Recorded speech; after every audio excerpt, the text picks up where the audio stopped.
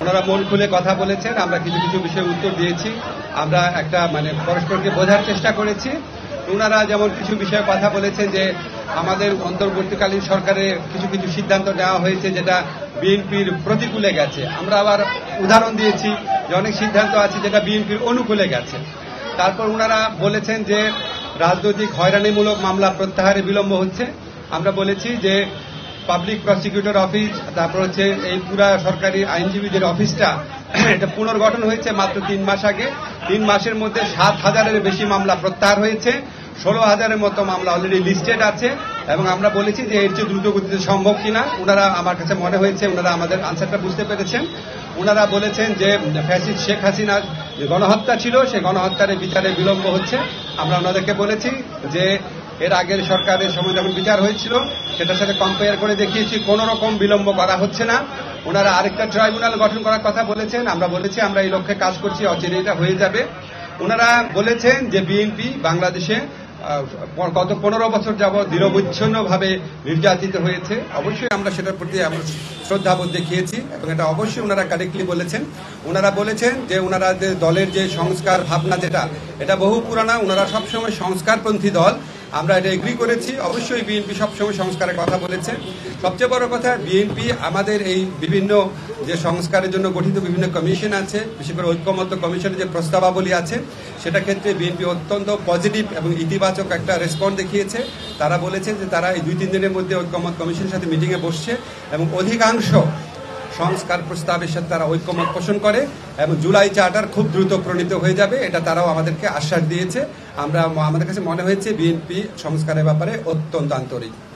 একটা ব্যাপার নিয়ে একটুখানি আপনার ভিন্ন মত হতে পারে, সেটা হচ্ছে ওনারা যেটা বলেছেন এটা সত্যি যে ওনারা বলেছেন যে ডিসেম্বরের মধ্যে ইলেকশন হলে ভালো হয় এবং আমরা এখানে বলেছি এবং ওনারা বলেছেন যে এরকম আমাদের কথাবার্তার মধ্যে কিছু অস্পষ্টতা থাকে, কেউ কেউ আমাদের সরকারের কোনো কোনো উপদেষ্টা অন্যরকম কথা বলেন।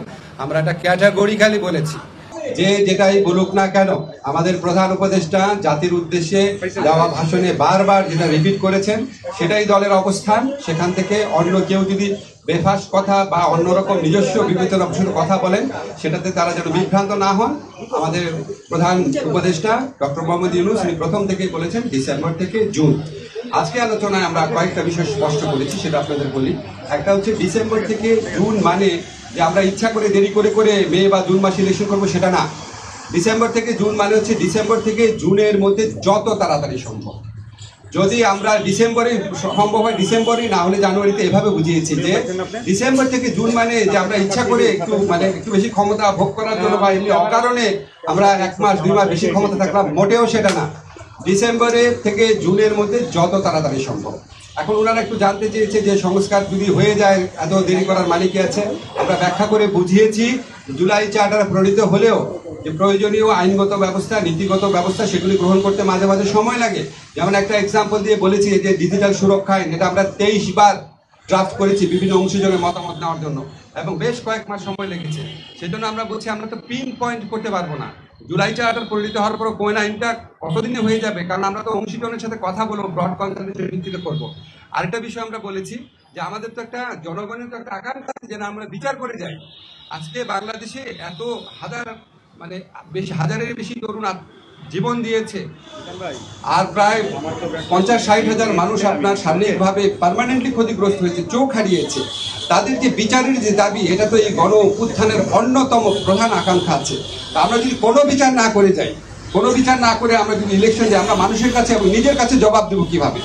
ফলে শুধু ইলেকশনটা সংস্কার, নির্বাচন, ইলেকশনের ব্যাপারটা সংস্কার, বিচার এবং আমাদের সরকারের গৃহীত কিছু পদক্ষেপের উপর নির্ভর করে। এই জন্যই ডিসেম্বর থেকে জুন টাইমলাইনটা বলা হয়। কিন্তু আমরা ক্যাটাগরিক্যালি বলেছি এটা কোনোভাবেই জুনের বেশি যাবে না, যে যে কথাই বলুক না কেন। এটা প্রধান উপদেষ্টার অঙ্গীকার পুরা জাতির প্রতি, রিপিটেডলি উনি বলেছেন কোনো অবস্থাতেই জুন অতিক্রম করা হবে না, নাম্বার 1।